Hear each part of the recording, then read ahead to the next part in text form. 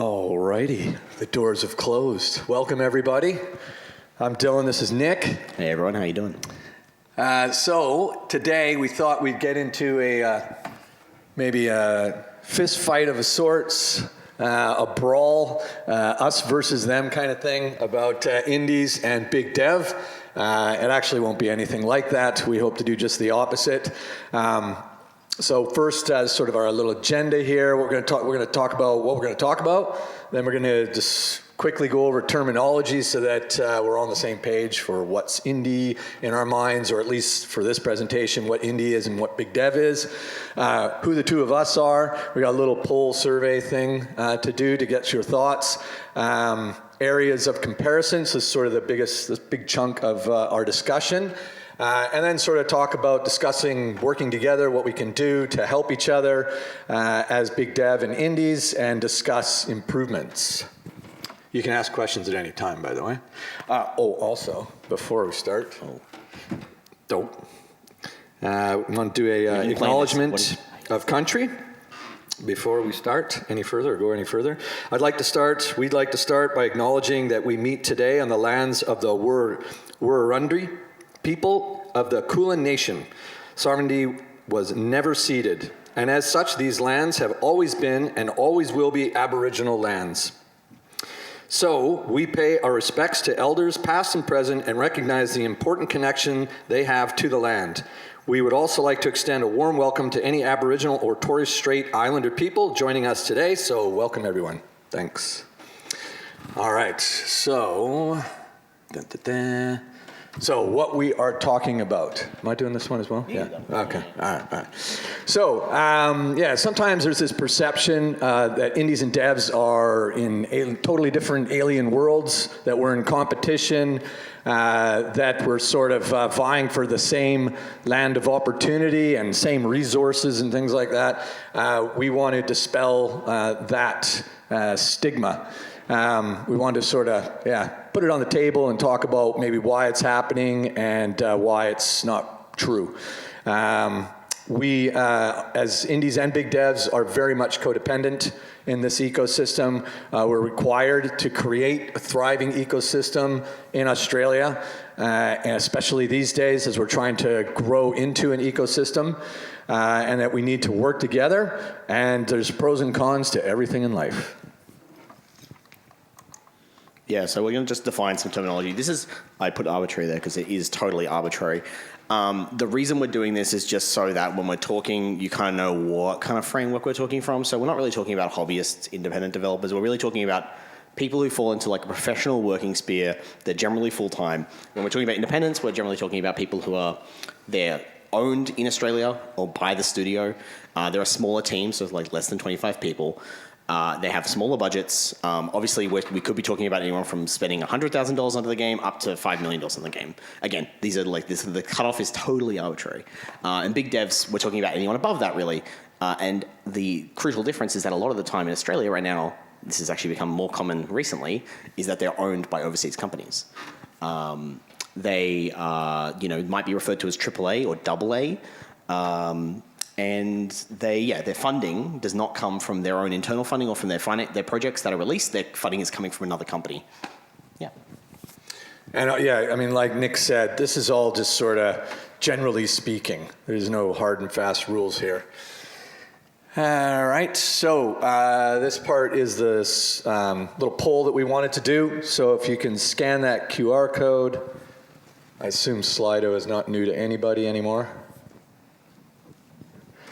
All right, so I'm going to switch to a different screen here. Wait a minute. Oh, the mouse is sketchy. All right.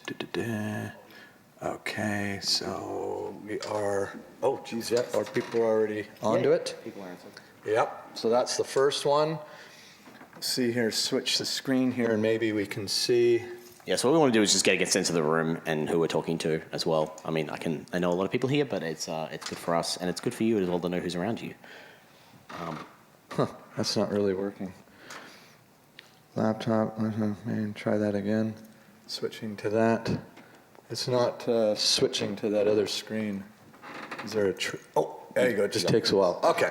So yeah. So what area of the industry do you consider to be part of? Okay. So we've got 23% hobbyists, and almost half the room is indie, and 35 big dev. Cool. Good spread. All right. So then the next question, multiple choice. Which do you prefer to work in? Going back to school, guys. If you had a choice. Oh. Cool. Oh, people are oh yeah, excellent. Oh. No preference, just want a job. Yeah, that's fair. That's what I would choose. Wow, is it totally even? No way. Fix. It's a fix. Is that everyone? No?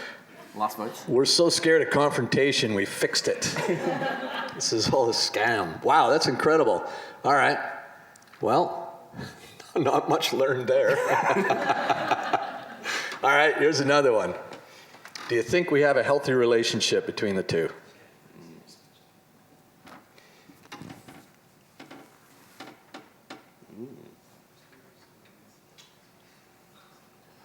Oh, come on.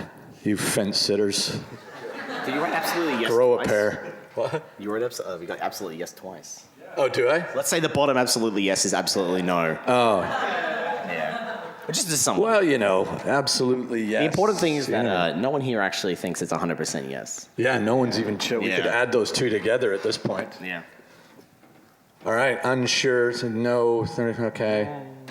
27. How many people are in the room? All right, well, that's interesting. Okay. And then this is the last question for this part. So what is most important to you? You can choose up to 4 of these. It's obviously, there may be ones that are not there that you choose. It's hard. It's not for everyone. If there's a major thing that's not here, I think I can come up at the end when we do Q&A. Yeah, I'm curious. Yeah, absolutely. Yeah, if there's one that's not here, tell us. You can tell us now if you want.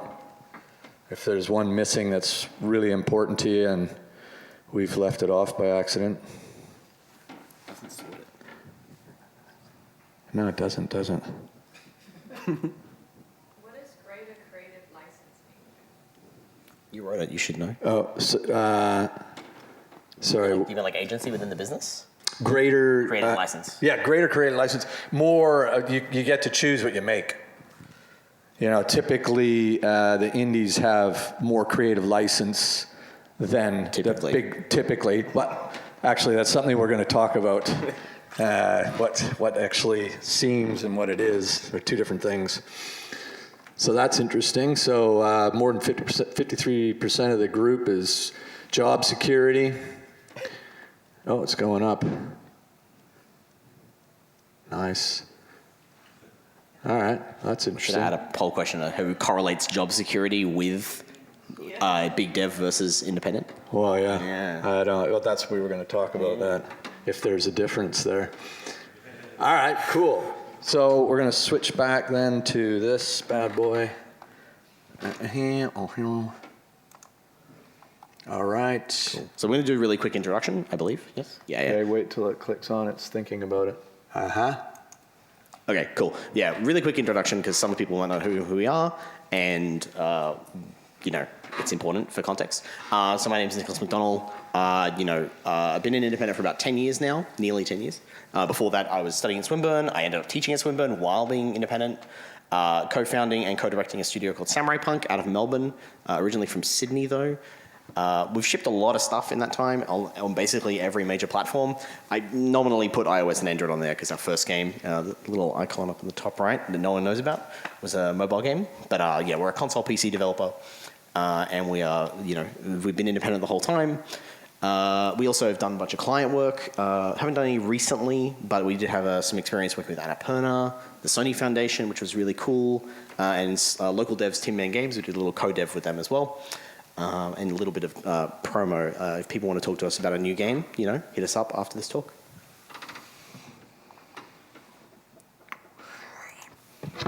And my name is Dylan Miklashek, or Miklashek, depending on the day.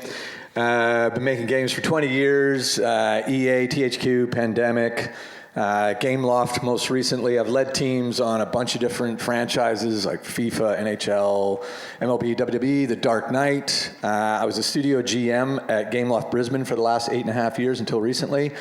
And that studio delivered Zombie Anarchy, Royal Rising, Ballistic Baseball, My Little Pony, and the multi-award-winning The Oregon Trail. Woo! And last year, we won the AGDA for Australia Studio of the Year, which was a massive highlight for all of us. Yay, put your hands up. Yay. I was on the IGEA board while I was with Gameloft. It was 2.5 years, and I'm currently on the Screen Queensland board since 2022. And now I am doing my own thing. If I can press the button there, excellent. I've got my own thing now called Local Game Services, which is a consulting firm, and we're basically specializing in helping game developers of all sizes and backgrounds to be successful in game development and all business aspects. So I used to be a programmer and then moved up the ranks through project management, producer, did some game designing, executive producer, and then studio manager. So there's a lot involved in that on different levels and aspects. And I'd like to help other people with knowledge, and really it's about collaborating. I just want to collaborate with other people and work together. So, into the meat of our presentation. Now we're going to awkwardly sit down. Yeah, we're going to awkwardly sit down. We're We're going to have a conversation, and like standing up is kind of we're weird. going to have a whiskey and a cigarette. Okay, cool. So there's a lot of big topics, and we're kind of just going to cover as much as we have time for, because I think this could, whenever me and Dylan were talking, this was always like a multi-hour conversation. So Dylan was actually my mentor 2 years ago, and I was very fortunate to talk to him, and we went through a lot of these conversations, and it was really interesting to see, like, going into it, I was like, oh, why did they pay me with this fucking corpo? And the reality was that the similarities were just, the amount of similarities was kind of incredible. Yeah, for both of us.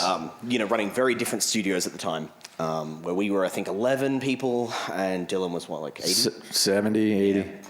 Yeah. So you want to hop into choice and control, because I think that's really interesting. So, I mean, my perception as an independent was always that, when you work at a larger studio or you're running a larger studio, right, your options are very limited, and you're often working under, constraints set by an external party.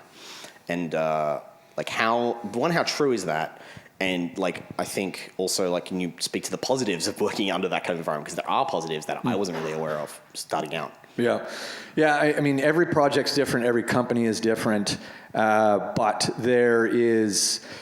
you're typically reporting to an executive or a headquarters or something like that. So even if you do have some input into some of the decisions that are made about what projects you're going to do and how you're going to do them, at the end of the day, they're paying the bills, they get to decide.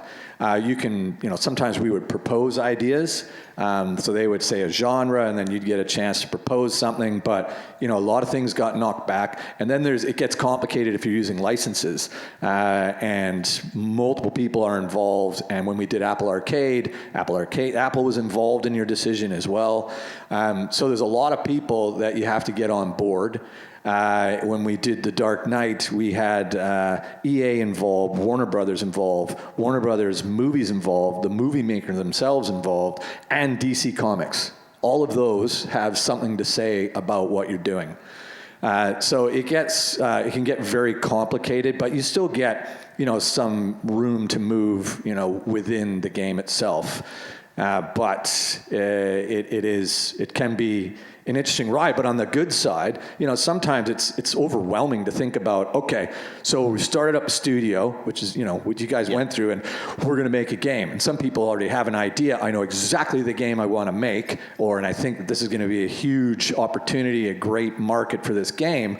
But still, that's pretty daunting to go, okay, we're going to come up with this idea, and if it flops, it's on us. Whereas we didn't have that. We was sort of a shared pressure. Yeah, the existential dread is on the owners and on the creatives itself. We have to worry about making payroll we have to make the payroll from the creative work, not from satisfying an external partner. Yeah, you know, as much. Like when the satisfying an external partner does come in when we're talking to publishers. Yeah. But it's not. That's also a different. Like it's kind of similar to that pitching situation. But even then, you still have to go into game two. Like you're not building this ongoing relationship that's potentially going to like keep your studio alive. Yeah. Survival for us can be more project to project. Yeah. Rather than like, do we have enough people for the next thing? Okay, we'll just be fine. You know.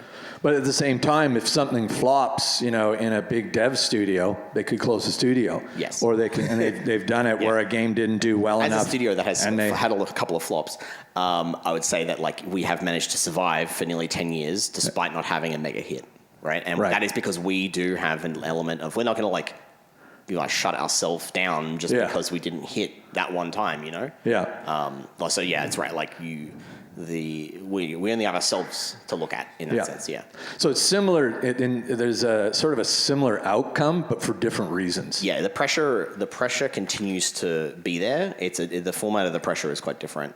I think we compared it to satisfying stakeholders. Where in our case, what we have to do is like we have to create our own deadlines and budgets out of the money that either comes from our previous titles, or if it's your first title, I guess it's skin equity, like you're just doing work. But for the context again of the terminology, we're talking about indies who are maybe on their second title and onwards, and deciding on which game to make, like you said, is very hard because the constraint is like it's time, it's people, and you have to satisfy. It kind of goes to like creative choice as well. You have to satisfy a lot more people because you can't just be like, well, we're doing this one because that's what headquarters told us to do. Yeah, we're making this game because I believe in it. Now I have to convince my team. Yes, which you still have to do, but it's at a slightly different level.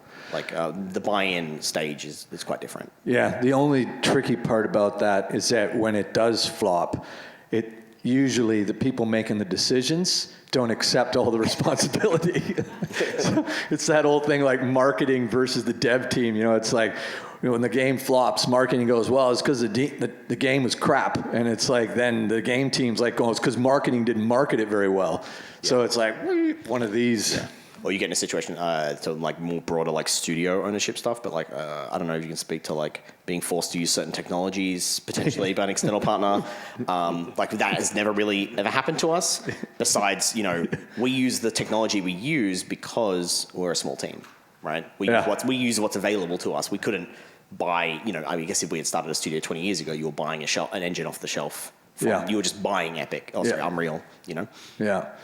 Yeah, no, there's plenty of those sort of bigger picture implications or variables when you're working for Big Dev, because they're bigger companies, they got lots of things they're trying to juggle and consider. And sometimes you have to use an engine you don't want to use. I won't mention the P word. There's people here that will have fits. All right. So what do we talk about? We want to talk about operations then. Yeah. Sort of like, how in indie you guys get a lot more choices about how you operate versus, the bigger the company, the more the rules. I think that devolved over time for us. I'm not sure if that's the same for other devs. I'd love to get some opinions at the end of people who have been running for a little time. Evolved or devolved? I guess both. I mean, the dream of independent is that you don't have the hierarchy and you don't have the structure and you don't have the process and you just kind of get to be this freewheeling creative. And I think to operate... Cowboy. Yeah, like really, yeah. But the reality is that you still have to put in... Like we were sort of asked almost by the team in a lot of places to put in format processes and structure and policies. Like these are all like really bland things to talk about. For whether it's to do with production of a game or to do with HR or to do with organizational roles and management for careers.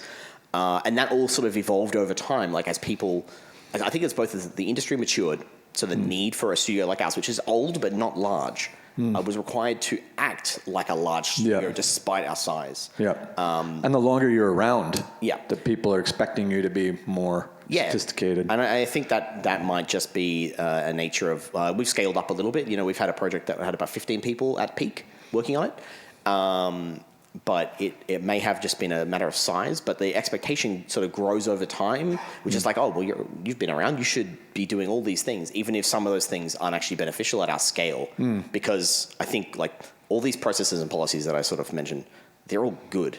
But they aren't always necessary at scale. Like a small scale, they're just, you can usually deal with things like in a piecemeal fashion because they don't come up like once a month. They're coming up once a year or once every 2 years or something.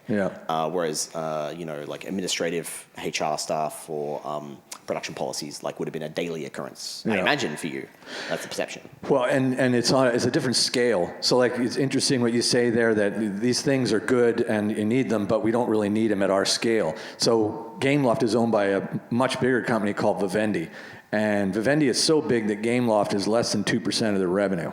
So they're a massive French company, number 4, I think, in size in France. And so they're in a public company. So they have a shit ton of policies, that they have to go through, especially this day and age, corruption issues and all kinds of stuff. So because, but we're just a studio in Brisbane. 70 people, but we got to follow all those, You're not a French company either, right? You're an Australian company. Yes. So is there any conflicts there where like the international partner has sort of like things that are more related to the place that they are founded in? Not so much because Vivendi is an international company and has been for a long time. So they're totally used to it. You don't really see a lot of that. That's maybe some culture things, but there's, not that. If you needed to buy a new PC for a dev, can you just do that? Yeah. I mean, we're given our own budgets on a studio level. You don't have to go to PC like a Sculpt Tech and be like, oh, do I want the $5,000 computer or the $3,000 computer? No, that's where we have like an IT manager that nice. looks at and sort of normalizes that or standardizes what we should be getting and things like that. Maybe we should get an IT manager. Well, they're expensive. The good ones are very expensive. But it's that kind of thing is worth it when you hit a certain number. But you can't just go and fly out and go buy a computer. There's a bit of a process there. So it's a pros and a cons kind of thing. There's a lot of these things are really good, but in bulk they just start to sort of become bureaucracy or a lot of logistics that just kind of weigh you down. So. It's, you see a lot of big companies that want to go into startup mode because they just want to they want to get rid of all that overhead. So the trick is to find, I think the right overhead for your business, what you can afford and what's really going to work for you. And also if you could, which is, I'm jealous with indies that you could try a few things and if they didn't work, ditch them. Whereas it feels like, we're not as committed to anything because the ship isn't going. Exactly. It's a big boat. And you don't just, you don't just turn it on a dime. It's not a speedboat. Yeah. Maybe one caveat to that though is that if you have people who have been with you for a while, they can get quite used to working at I guess they quite used to working on lots of different things so for us, like getting on a big project recently was quite a challenge for us actually, getting people into big project mode and like thinking, like getting through the burnout of working on a game for more than a year because we're so used as a company to working on very small projects. Some of the games as a service, the teams are working on them for 6 or 7 years. Yeah, that has never been a situation. You have to roll some people through it because nobody wants to work on a game that long, and especially since once you release the game, it's not changing that dramatically after that. So it's kind of a again, pros and cons. It's a good problem to have because it means your game's successful, but it's a new issue because you'll just have burnout and lack of creativity and things like that. Yeah, like there's a maintenance sort of default for us where we have a lot of projects that are out.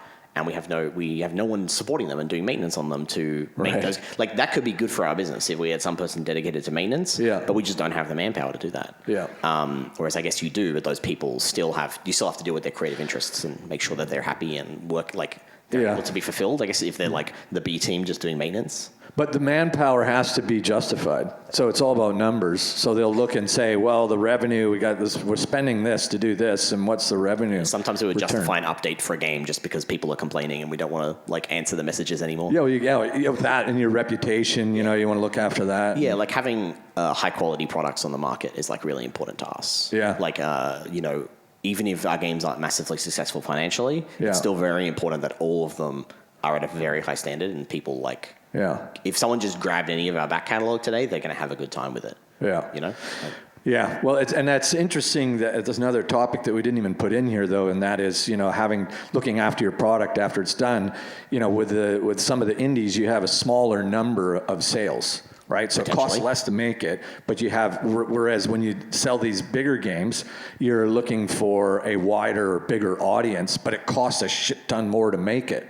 And so then how do you look after all these people when they're complaining about it? You have to look and see, well, it's only 5% of the audience that's complaining about it. We've got other issues that are 30%, people complaining. So we got to look after that and justify. It's always about justifying, will it be worth the cost? Yeah, is it constantly? So for you, is it always a conversation around, should we spend the money, or do we think it's good for us, holistically for the business or for this title? Well, we at a studio level, we're often about, it's about reputation, but executives are more about today's numbers. Or the next 3 months' numbers. That's what's important. And I guess too, as like game developers, that's where your heart is. You want to make good products. You don't want to just work on a machine. Yeah. So it's really important to us. But yeah, when you've got, and I guess if you've got a popular indie game that has a publisher, you may run into the same problem. If they're still putting in money, then they're like, well, where's our money going? And we want to decide where it's going. We have a title out that we can't update because we would make zero. Even if we increase the sales from the title, we won't make any money on it.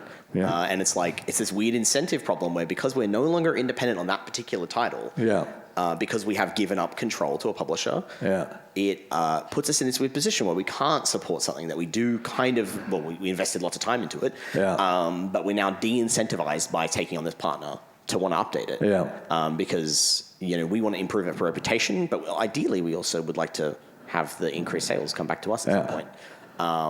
So it's funny that we sort of, we can kind of duck to publishing, like how that basically makes you're basically owned by an external company. For the period of time while you're working with a publisher as an independent, I feel like the more I talk to Big Dev, it's like we have, basically the middleman gets introduced for that title, and they control and basically everything that goes out to the market, unless you got a really great deal with your partner. But it's funny how would you agree that like the biggest problem with working with that middleman is negligence, not malice, where they like just do a bad job of stuff? Well, I guess there can be a bit of that. It's time. They're so busy with other things. So they're always too busy. That's what I mean in negligence. And something somehow is just going to take their attention and their time rather than this, or they're just like, we don't have time for it. So we're just going to go, we're doing this and we don't want to talk about that anymore. How did you cope with situations where you were like, we need this done and they're not doing it? You're just like, wait, we need the partner to do this thing so we can like keep working and doing our jobs. Sometimes we coped well, sometimes we coped badly. I'd say, I guess you're constantly trying to look at the big picture, and look at, okay, pick your battles. Is this a battle we really want to fight? And also you're sort of feeling it out. You push a bit and you see if it is getting any traction, or is it sort of getting some pretty hard pushback? And then you go, you better not push any further, or you're going to sort of damage your credibility. And when you try to push something else, they're going to have less patience. So it's really about picking your battles intelligently, and it's frustrating. But again, it comes along with the fact that they're paying the bills. Their jobs are on the line for how we perform. So until you're in that role, if ever, you have to just make it work. Yeah, I agree. Yeah, I definitely feel like once we sign that contract, like we are now like, we're in bed with the devil. No, not in bed with the devil, but it's the control is lost even if you don't have to worry about payroll for a little bit.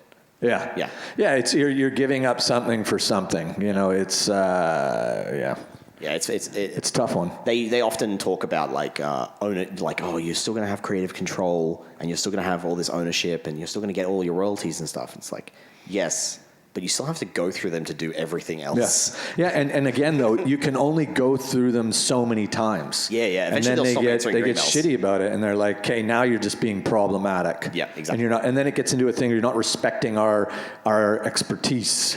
And it's like, oh, wait, come on, what's going on? You get into this whole, sort of spinning motion And it's really, it gobbles up a lot of time, and so then you're thinking, I could have been just making the game better, but now we're battling. Yeah, you're spending time on emails, trying to get something across the line. Yeah, speaking of time. So yeah, we better move to another of the probably staffing and careers. I feel like that's a big one.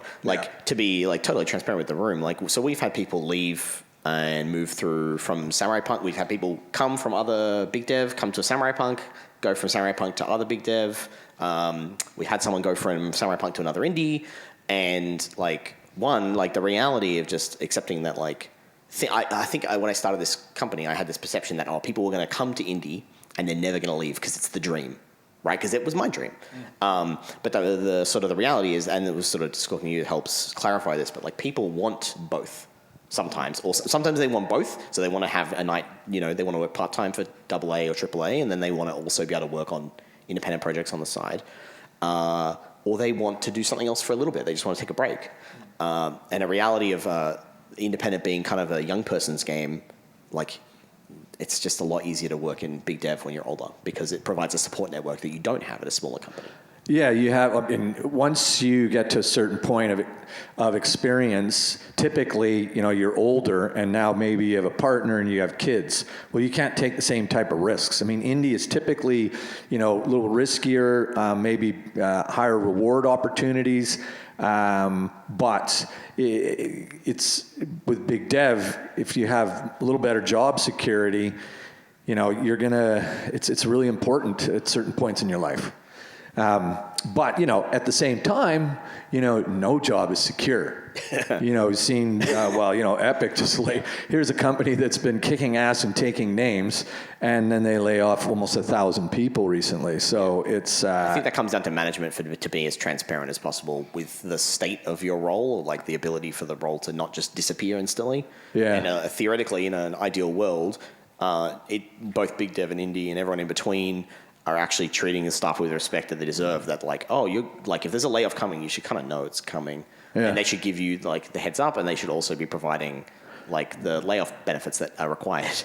It's hard. It's a very, very complicated topic. It's an ideal world, yeah. Yeah, in an ideal world. But they often, are making the decision at the last moment because they don't want to do it, or it's a big machine. These are. This is how you end up with a 10% layoff rather than 10% laid off over 2 years. Yeah. Yeah, it's we need to save 10% this year. Yeah. Just cut the people. Yeah. But if you're telling people, you look at EA. EA does it in a way that they're sort of almost at the end of every year they lay off some of their people. Right. It's a thing. If you go back in history and look at it, that's what they do. So you're kind of used to it, and people kind of know it's going to happen. So you make sure that you're doing the best possible job you can, and that you're clearly adding value, so that you're not one of the part of that 10% or 5% that they cull at the end of the year. But if you were to tell people, hey, halfway through this year we may have to lay some people off. Well, what would that do? Yeah, people are gonna freak out. How are you going to be creative? How are you going to be focused? How are you going to? Is it going to be me? It's a self-fulfilling prophecy at that point, and a lot of people will just leave. It's such a tricky and complicated thing. You look back at all the layoffs that we're having now, and really they're a result of hiring too many people towards the end of COVID. So is that do we punish the execs for hiring too many people because now they're laying them off? In some cases, people moved and uprooted their lives to go take those jobs, and then now they're laid off. So that sucks. But I think there is a perception that people I'm talking to some people who have left us and talking and being where they're currently at. There was a perception that they were going somewhere for stability. Yeah. Right. And they weren't expecting, I don't know, maybe they haven't read the history of game development that that's depressing. It kind of comes and goes in waves. But the stupid money came in and invested tons of money in Australia, and it's good. But should they have been a little bit more conservative? Yeah. I think so. That would have been better management. Even if it was proportionally more conservative, then those people wouldn't have jobs now, but they also don't have jobs now. Sorry, they wouldn't have had jobs then. They don't have jobs now anyway. But then again, a lot of indies started up because of that. Yeah. Tim? Like, yeah. He was part of pandemic, and now look at him. In a way better place. He's in his dream now. So yeah, I guess from an Australian perspective, we are very fortunate to be in a country where a variable amount of grants are available for independence and stuff. Yes. Yep. Yeah, I saw. I guess to jump over the grants, there's like some contention around why there's a $500,000 threshold for the incentives For DGTO. and for all the state incentives. I believe they're all around $500,000. Not in Queensland. 250. We're 250. Yeah. So like, why does that threshold exist for you? Well, I think that the way we're trying to do it is that we have the grants where that's money. I mean, a grant is when you're given money, and if you lose it, you lose it. It's not like you're going to get in trouble. You have to pay it back. I mean, you probably have a hard time getting another grant for a while, but that is your money. There you go. Whereas the DGTO is all about you got to spend the money first, and then you'll get some back. Yeah, it's like a benefit that only really is accessible. Yeah, it's not really designed for. Even if the DGTO was at 100,000 or 50,000, it still would be hard for an indie to make use of that. When they're starting, at least they're working on less sweat equity, right? They're getting a Vic Screen government grant in Victoria at least, and they would be spending half that money would go towards contractors. They probably don't pay themselves. Yeah. Unless they're beneficial enough to have worked for a large company recently and made a bunch of money, which is a great benefit of Big Devs. Yeah, exactly. And when I worked at EA, there was so many spin-offs that came out of that from people making quite a bit of money through stock and through their careers there, had all this knowledge, and then boom, took off and created some amazing indies. But I think that those indies are just they're running on a very low cost.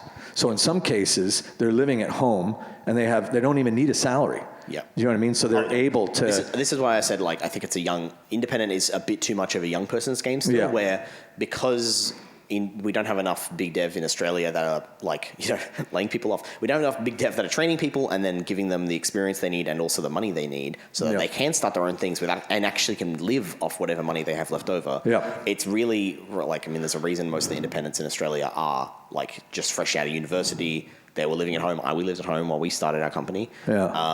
A lot of us did, and then eventually they grow out of that and they figure out a way to finance their projects, right? Yeah. Or the ones that some examples like Bondi Labs or ex-AAA in Australia, they're still going strong, and they are, I think they are, and they do service work, right? And then the dream is you do the service work, you build up the income, and then you go from there and you make an independent game with that cash. Yeah. But it's still your company. Yeah. Well, what we were talking about this earlier too. What we really need is sort of mid-level, mid-dev. Where you've got these teams that are 10 to 20, they have some senior people in them, and they've got enough money to go for a year or to 2 years. So I've actually been pitching this to the government to see if we can get some money out of their hands, because that's really something that is scalable and in a decent time frame. One of the struggles with the indies is that because they're so small, they move quite slowly. So it takes years for things to develop, and that can be really. Or in a lot of cases, they don't want to scale. Oh, yeah. Which is fine. But still, even if you could make your game, I'm not necessarily saying scale so that you do bigger games, but that you could, have a few more people to just move the game along a little bit faster to develop and release it. Otherwise, it's taking, quite a few years to develop one game. And then you to learn from that, right? Because you're learning from each game that you do. It's just the process is so much slower. I guess that's a choice they're making, right? Because there are devs here who I know could afford to bring in more people. Oh, really? And okay. choose not to. Yeah, right. Because they want to either have a significantly larger amount of ownership over the title. Yeah. 10 or 5? Oh, 10, okay. Ooh, spicy. 10. That's okay. That's a whole lecture in itself. Yeah. They want to have more control, and the only way they can feel that they can have that authorial control is by having a smaller team. Yeah. Or I guess maybe they just don't want to manage people. That's an anecdote I've heard a lot. Is like, oh, we're 2 people because I don't want to deal with hiring. Yeah. Because of all that scale stuff, where it's like the benefits of hiring people don't really occur at small teams. Yeah. They occur at there's a sort of peak team where you start to get benefits of having. More benefits of having a producer and having a HR person and stuff, right? That's kind of useless for a team of 3. But we should jump ahead. So should we go to the next? We should probably jump into our other slides and get into some of the. Which one do you want me to jump to? Go to the next slide. We'll cruise through it. Yeah. So I guess a lot of what we're saying here, if you haven't already picked up on it, is that aren't they just different? They're not. One's not better than the other. They're just different, and it depends on who you are. This thing's been going on forever. Small biz versus big dev or big biz is in every industry I can think of. And it's always about, the little guy coming out and then making it big. Lots of them crash and burn along the way, but you get these companies that get so big, and then they have spin-offs, and then they're so big they can't turn, and then little ones come up out of that and take over, and then the cycle just continues. With both of the indies and the big dev, they're different opportunities. A lot of them have the same problems, they're different causes, but in some cases they are just different and not, better or worse than the other. Some people just want a different experience, We've had people that left Gameloft that were like, okay, I've done this for a few years. They were straight out of school and said, okay, I got to go check something else out. I want to go to a little indie, check it out. They're doing a different type of genre game on a different platform. Went and checked that out, did a few other things, and then eventually came back to Gameloft Brisbane. And that's something that we strongly encourage. We don't want a revolving door, but you do want people to feel if you've got a good relationship with them, then why punish them for leaving? That was something I had an old boss that used to do. He used to personally hurt when people quit. And I'm like, well, it's maybe a reflection on you. I've been through that experience myself, and it takes time to mature as an owner to get to a point where you can be like, no, these people leave because they want a different life, right? They want a different type of work or creative output. Sometimes they do leave because you're not doing something well enough. Yes, and that's time. And that's where exit interviews are very important. And find out what it is and hope maybe you can change something. So it's important to embrace it. They both have very critically they're very critical to our industry, and people have different needs at different points in their careers. Some people, when they're younger, they want to do lots of different stuff, and then when they get older, they want to specialize. Variety is the spice of life, which my grade 11 biology teacher told me. And sometimes the industry makes a decision for you. So when we had the global financial crisis, we had 5 or 6 studios in Brisbane alone that had over 100 people each. And they all eventually got closed down over the course of about 12 months. And out of that, lots of new stuff, it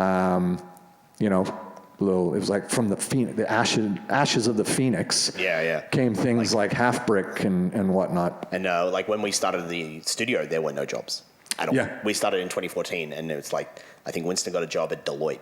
Because it's he was an ace student. He was a great programmer, but couldn't get any games jobs. Yeah. So. All right, next slide. Let's go. Do you want to jump to QA? Yeah. Because we're 2 minutes left. Oh yeah. Okay. Yeah. We also have got our other question to find out. Yeah. Maybe can we just go quick? Let's go quick to the what we're doing. What things that we can. We need to help each other. And then. But so some of these things here, treating each other as partners. Genuinely caring about each other and not making it a competition, help and support each other, like we were talking here, supporting movement. So if one of your people go to a big dev or go to a indie, embrace it. It's not a bad thing. It's unfortunate for a short period of time until you can replace them. But if we're good to these people, they're going to keep moving around. That's what's so important about an ecosystem, is that you got enough people that when they leave one job, you'll be able to find a replacement quite easily, and then you just have this sort of natural movement, and we're not hurting each other. But we're not there yet. We need more developers in Australia. The sharing knowledge. So IGEA is a massive supporter of sharing information no matter what size studios you are. And the mentoring programs, which is back, yay, Raylene, woohoo. The working groups, and they've got this amazing producer course that's coming up, so all you wanna-be producers out there, that joint collaboration with Organa and IGEA that's coming up towards the end of October. So you should look that up. It's going to be awesome. There's some great contributors on there, including me. SQ Hub Gameloft regularly visits SQ Hub, which is like the arcade up in Brisbane, and they just spend a couple hours walking around talking to all the amazing people making new games there. It's very cool. And helping each other place people when we have to do layoffs. It's a part of the business. But, you know, we get calls when Defiant went through their last shrinkage. You know, Morgan gave me a call and said, hey, I've got all these great people. Have you got any spots? And vice versa when we had to scale down once a few years ago. You know, indies at the end of the day, a lot of them are started by people that came from Big Dev. So. Yeah, I think the another takeaway would be that the knowledge is so shareable that it's important not to like disregard someone's application just because they've been working in a 200-person studio for the last year. Right? Yeah, and don't let your pride or your ego get in the way. You know, ask questions. Oh, I got to do this on my own. Well, you're just going to make a bunch of mistakes that have already been made before. So. Yeah, exactly. Yeah, I wish I'd had some experience working in AAA before we started this. Do we have time for Q&A? No. We have time for one? One question. Ooh, this better be a good question. Does anybody have any questions? No? Has anybody got any other ideas about how, you know, indie and big devs can, you know, work more closely together or help grow the ecosystem? Yeah, hit it. How easy is it to move from one to the other? Yeah, I mean, I think it really depends on the individual. So yeah, he was asking how hard or easy it is to move between the two. I think it depends on the individual. It's, you know, sometimes in big dev, people, because you start specializing. And when you go to a indie, you know, you're going to have to wear multiple hats, yeah, right? The smaller you are, like if you're an artist at a AAA or in Big Dev, like you might just be a texture artist or an animator or just a character animator or just a 3D modeler, right? And in an indie, you might have two artists and you're both going to be doing the environments and the characters and all the texture work and all the shaders all by yourself. So I think if you're going indie, I think that's an openness to being a little bit more broad and a bit more T-shaped. And if you're going AAA, I think you need to be open to specializing.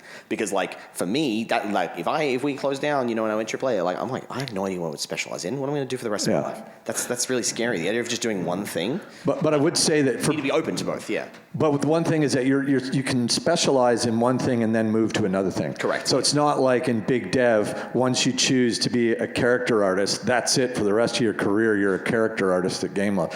It's not like that, but at least you will be for a good, maybe an entire game, or you know, for 6 months to 18 months. You might be, and then you can sort of say, look, I want to do environments. Okay, we can make a switch then, but you do need people specializing to get the quality at that sort of double or AAA sometimes and get the pipelines. Yeah, I think one thing about going indie is the ability to, you can just kind of do stuff with no questions asked. Like if you have the time and you want to add something to the game, just do it and then ask whoever's leading the project, if there's a team lead, and be like, do we like this? Cool, okay, it's going in, right? And as long as it doesn't affect production, it'll go in. And then there's the ability to have a voice is, I guess, one incentive of going indie.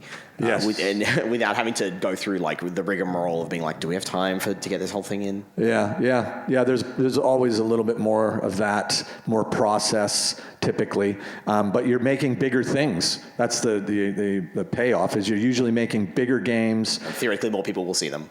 Yeah, theoretically, hopefully. Yeah. That's what you hope for. But I think to answer your question, there's really no. I don't think there's any restrictions back and forth. It really depends on the individual and what they're looking for. You know, what they want to do.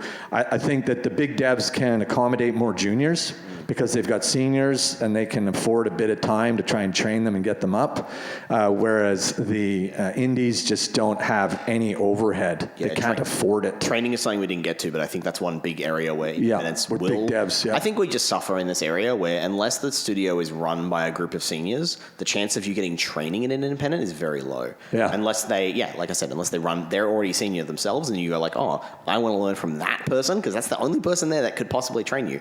Yeah. And why why I would like to see more industry collaborations, because a lot of the training we receive is through industry, through stuff like GCAP and mentoring programs IGEA runs and stuff, right? Because as an independent, we need to look outside of the studio to get training. We can't look inside. We're all too young. Yeah. Yeah, who's trying to clap? One last thing. I was just going to say that, I think, me personally, I think one of the biggest ways to grow the ecosystem in this country is by really utilizing the big dev to bring the people here, build the thing up, train the juniors here, and then those people will go off and start up studios. It's a lot harder to start your own thing when you don't have any experience and you don't have some money in your pocket. So to me, that's one of the best things about Big Dev is training people up. And I think it's the experience more than anything. Like the cash is available in Australia. You can get a grant to get yourself then a publisher, right? It's the experience that we don't have. Cool. Right? Yeah. That's true. Good point. We're very tight, yeah. All right, excellent. Thank you, everyone. Thanks, everybody.